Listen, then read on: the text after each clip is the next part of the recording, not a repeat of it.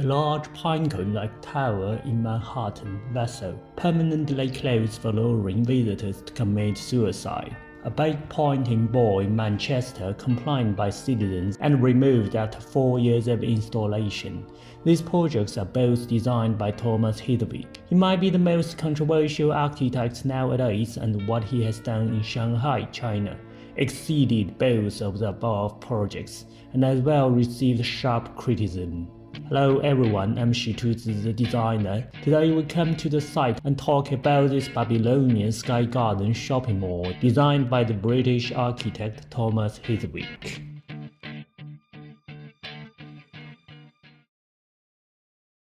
The mall is called 10,000 Trees. It has been a popular background for internet influencers after grand opening. It is said to incorporate feeling of traditional Chinese landscape. Well, just look at it. I can say it's totally irrelevant, but I think it's totally irrelevant. It seems to me the explanation is like every architectural student would do during their studio review, making up concepts by listening to how their teachers discuss others' works. This building is located along Suzhou River, which is nice landscape water and considered maybe the old money district of Shanghai. All the trees are facing the sidewalk along the river, while to the other side of the street, the building appears to be a cliff.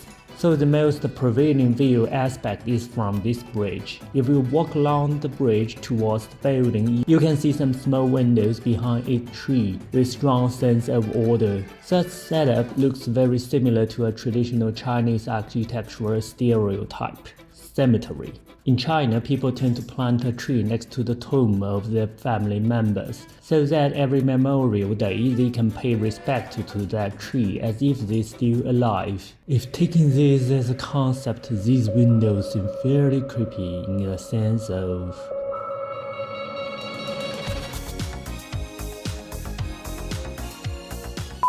So the shopping mall has been under comments that it doesn't look like a place for living things. How do you think of it? During the night, trees will be lit with moving lights. Somehow feels like a spiritual ceremony by shaman.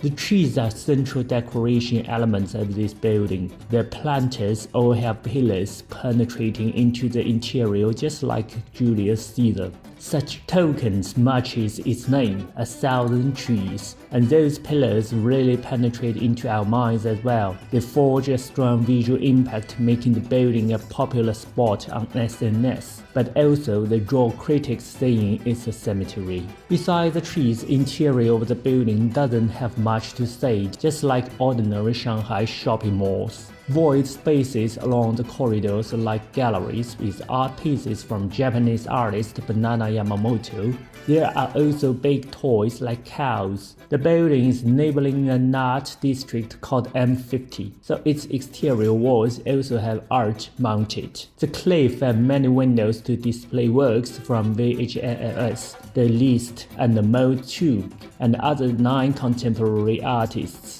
Those windows are positioned like Buddha sculpture cave, which also are popular in some Chinese cemeteries. No wonder. The whole name of the mall is called 10,000 Tree. Tian'an is a Hong Kong-based development group. It said the first version of this shopping mall was not like such a cemetery, but it was too ordinary. So they invited Thomas Hedwig to be the savior. As an architect graduated from sculpture major as well as son of a fashion brand business holder, Mr. Hedwig is good at using sculptural films to stimulate feelings. During the grand opening, the British ambassador as well as Hedwig Studio and its consultant Arab and Savius attended the ceremony. They expressed how the architecture combined traditional Chinese elements and modern commercial design, and expectation of its success, without anticipating the sharp controversy it will draw. So how did Hedwig create such a fall?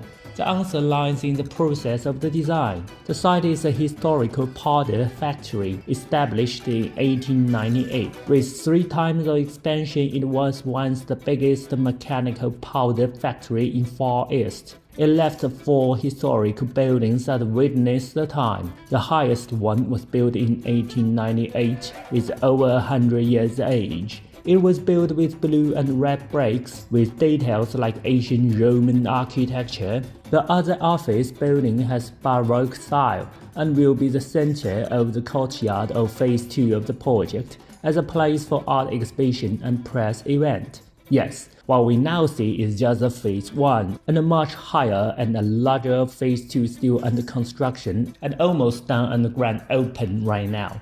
If we go to the back side of the Phase 1, we can see the overwhelming facade of it. It reaches 18 floors, nearly as high as the residential towers across the river. Hotels and offices will be included in this phase, with lower level contribute to art galleries. Seems to me that it could be finished next year. The historical site requires very high density of the building, which resulted in at least 800 concrete pillars to hold such structure. The architect then decided to use these pillars as garden bases, which he has done so in Pier 55, a little island in New York City. The planting pots held by the pillars form a mountain shape that defines the silhouette of the building and brings strong impression. Is it successful? It's looking at the post on SNS, I'm sure it is. Although as an experienced landscape architect, I would imagine such small planting pot limit the lives of the trees in it and brings high maintenance cost. As reported, the cost has reached $1 million a year. But if it can really help the developer earn the investment back, it is still a successful project. Today is a normal weekend in Shanghai and look at the people in this mall. I'm not sure if it goes as planned. Besides the acquisition of the looking like a cemetery, the building itself is very well completed. The recessing shape of the facade facing the river creates a comfortable relationship in urban space marking. The elevator tower utilizes iron material that reflects in industrial heritage. The details of the interior are well designed and constructed. The project has won a bunch of domestic and international awards. From my point of view, it's a very interesting project, but it could have been better if the architect studies a bit more of the local culture and creates a more comfortable image for Shanghai citizens. Architecture is a very public design science, but also a very personal aesthetics. So how balance between its two sides and manage the public expectation can be a very important issue.